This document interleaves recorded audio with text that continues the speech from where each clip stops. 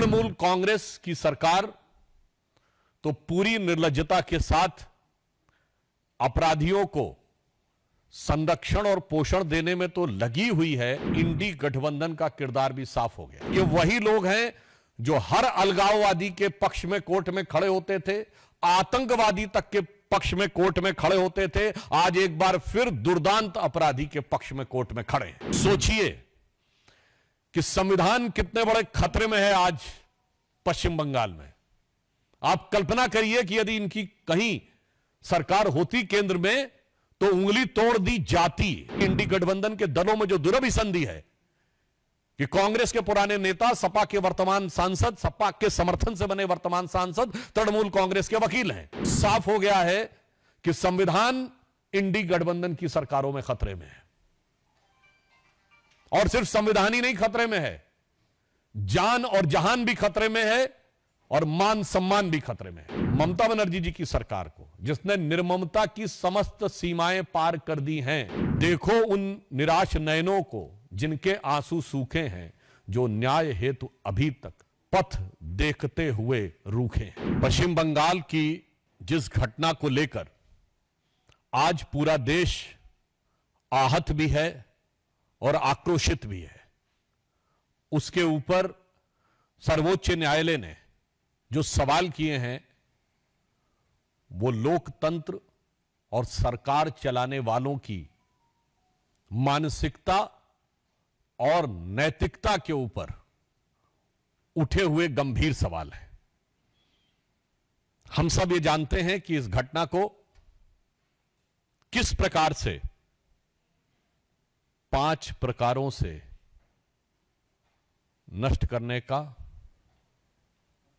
या पार्श्व में डालने का प्रयास किया गया। पहला विषय घटना, फिर घटना का संवेदनहीन बचाव, उसके बाद जिस निर्ममता के साथ सबूतों का नष्ट होना, उसके बाद उपद्रवियों के द्वारा वहां आतंक और उसके बाद बयान की धमकी। और आज एक बात और स्पष्ट हो गई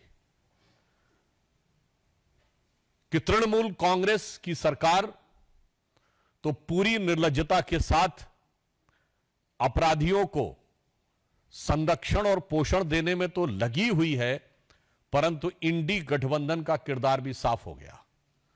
मैं देश की जनता के सामने यह बात रखना चाहता हूं कि आज तृणमूल कांग्रेस सरकार का वकील कौन है?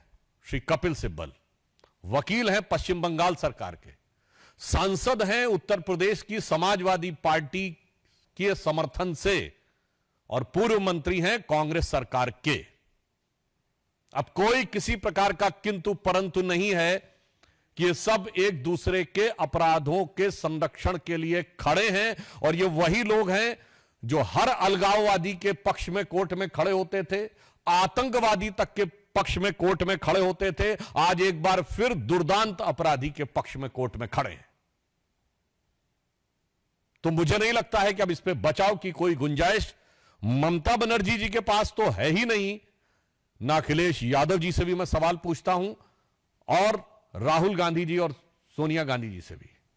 क्यों? आप ही के वो वकील हैं ना, तो आज जाके उसका बचाव कर रहे हैं। इससे बहुत साफ है कि इनके मन में किस प्रकार की संवेदनहीनता है।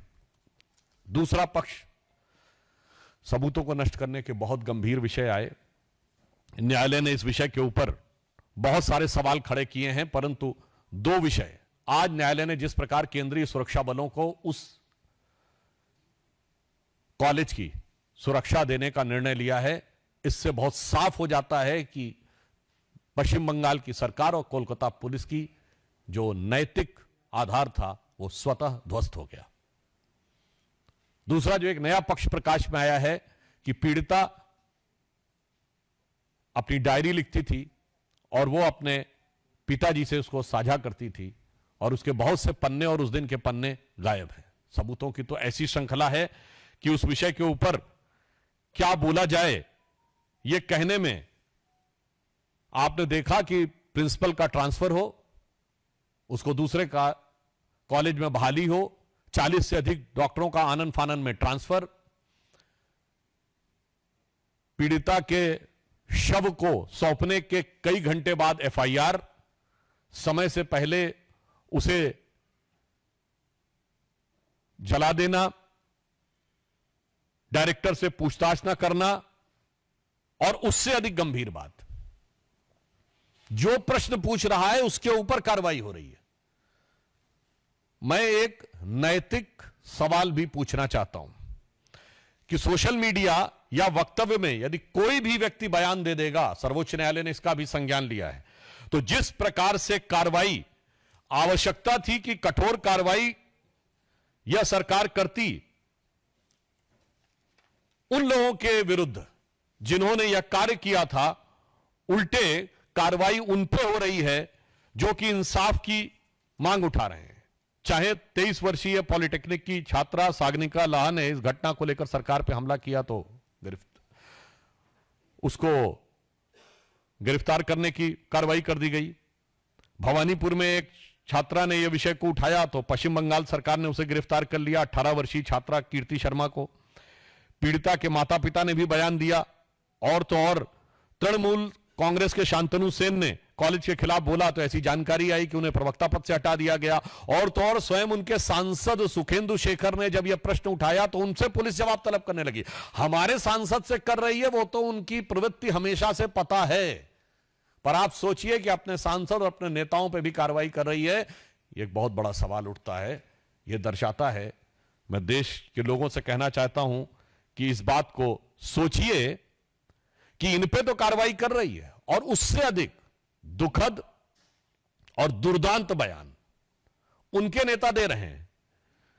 यदि उनके मंत्री उदयन गुहा ये बोलते हैं कि ममता जी की तरफ जो उंगली उठेगी तो वो उंगली तोड़ दी जाएगी, तो कोई ऐसा बयान देता है कि जो पीड़ित और आहत डॉक्टर हैं वो अपने गर्लफ्रेंड और बॉयफ्रेंड के साथ घूमने के लिए वहां बैठे हैं, तो उनके एक सांसद अरूप चक्रवर्ती इस ढंग का बयान देते हैं कि परिणाम भुगतना पड़ेगा। मैं देश के लोगों से पीड़ा और गंभीरता के साथ अपनी पार्टी की तरफ से कहना चाहता हूं कि आप सोचिए कि संविधान कितने बड़े खतरे में है आज पश्चिम बंगाल में।